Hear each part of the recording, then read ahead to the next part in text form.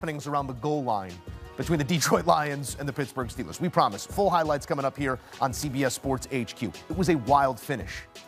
A flag, a call, a lateral, but in the end, 29-24, the Pittsburgh Steelers getting a big win on the road in Detroit. Detroit's playoff hopes not gone, but barely alive. And with this loss, the Chicago Bears guaranteed playoff football for the first time in a long time.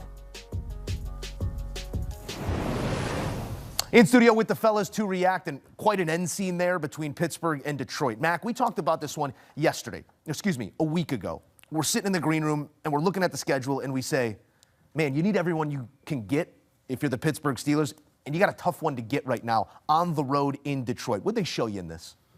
They're ready for the playoffs.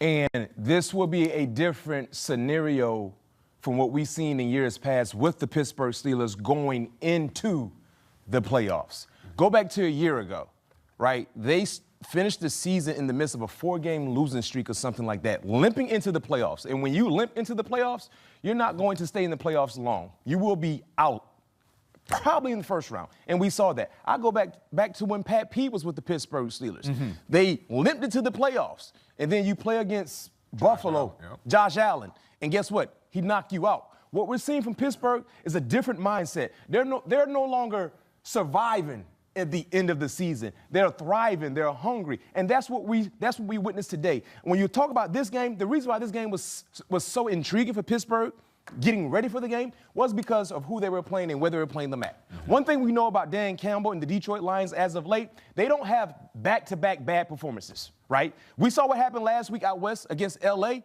they lost that ball game. Well, recent history has told all of us, when they play at home coming off of a loss, what do? Win. They rout you. Mm-hmm. They win, and they win with style. When Jahmyr Gibbs has a bad ball game, what does he do the next game? Come back and put Madden-like numbers up. Mm-hmm. Well, neither happened today, right? When you talk about losing the game, that's one thing. But when you talk about Jahmyr Gibbs had 7 carries for 2 yards. He averaged 0.3, not even a full yard per carry.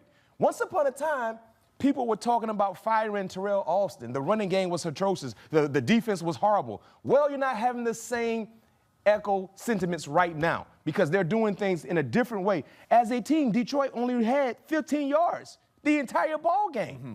And also, too, before I pass the baton, I wanted to see, can Pittsburgh keep afloat with Detroit?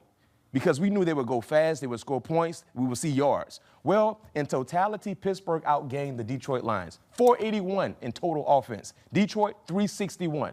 This is a different Pittsburgh Steelers team, and it starts and it stops with their defense, stopping the run, and my goodness, Aaron Rodgers, the above-the-shoulder game is still elite. Yeah. I don't know about the Achilles and the 40 time or anything like that, but the above-the-shoulder game, which is the brains, and that play 60 arm, he still can go. Yeah, Jalen Warren was big in this game as well. Had a couple big runs in this ball game. They're going to need him and Kenneth Gainwell in this stretch if they want to have an opportunity to win their first playoff game in, the last 6 years, if I'm not mistaken. But the defense played outstanding today. They flustered Jared Goff throughout the day. They got off the field when they needed to. I don't know what they was on third downs, but I know their percentage was very, very good.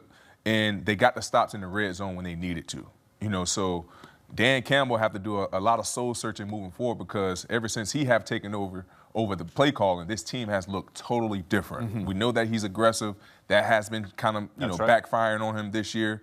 But they have to find out what identity that they want to have moving forward because now you just hit on Jahmyr Gibbs not being involved in multiple games. Jared Goff continued to get pressured when they normally lean on their offensive line for protection and leaning on people down the stretch. So they're going to have to find their new identity moving forward. Yeah, no more room, for a loss for the Detroit Lions. A Green Bay win would also do them in. It's looking like the writing is on the wall. And year over year, since that near trip to the Super Bowl, regression in terms of result. To your initial point, Mac, back-to-back losses for the Detroit Lions, hard to come by. First time since 2022 that they've lost back-to-back games, 15 consecutive wins following a loss. They stack a couple losses here. To that point, JJ, it's a different Detroit group right now. What did you see? From this, I saw, and you guys touched on it, with the run game for Detroit, they totaled 15 rushing yards in this game. Whoa. 15 rushing. You talk about Jahmyr Gibbs. They rushed the ball for 15 yards against this Pittsburgh Steelers defense. Yeah. So shout out to the defense. Detroit went 6 of 15 on third down. So the defense showed up in this game. This was a playoff game. It showed up in this game. One concern, while Jaylen Warren did do it on the ground, the top receiver was Kenneth Gainwell. Right after that, it was Adam Thielen, who just joined the team a couple of weeks ago. And then it was DK Metcalf. Are the issues at wide receiver going to rear its head if this team can make it to January?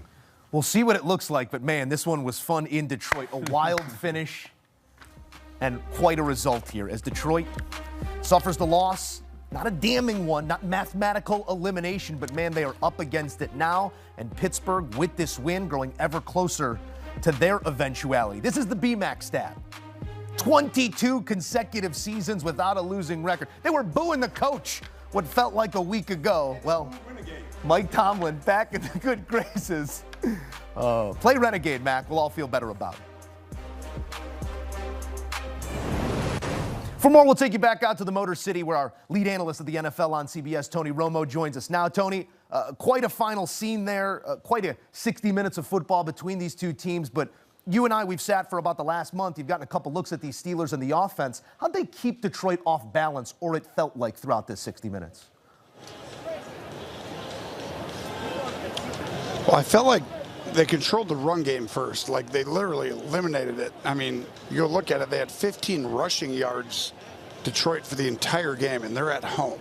I mean, that's really hard to do. You're going against Gibbs, who had 2 yards rushing today. Montgomery, 14. Goff was negative yards. It just, that was the biggest difference, because then you got into obvious passing down situations. And to me, when you got there, it was their simulated blitzes where they would send somebody and they just turn their back at the play action game, and all of a sudden people are around Goff, and he just wasn't able to have the same rhythm that he normally has. And they controlled the game there. Yet, give Detroit credit.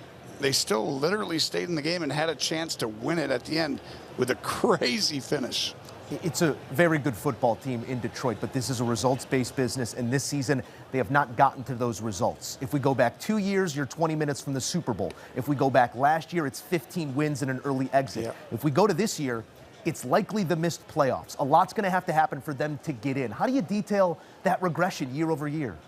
Yes.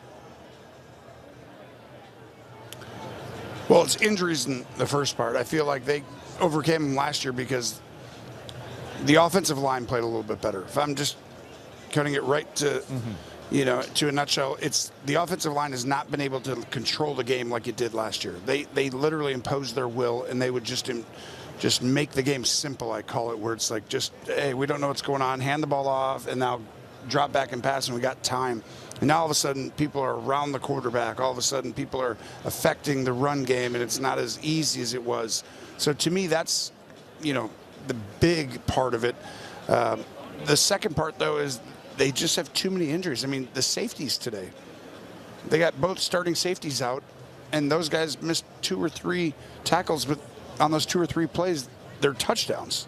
And I think that can literally be the difference between winning and losing, especially against a team who's right at your level. And there's certain things about certain players in certain buildings.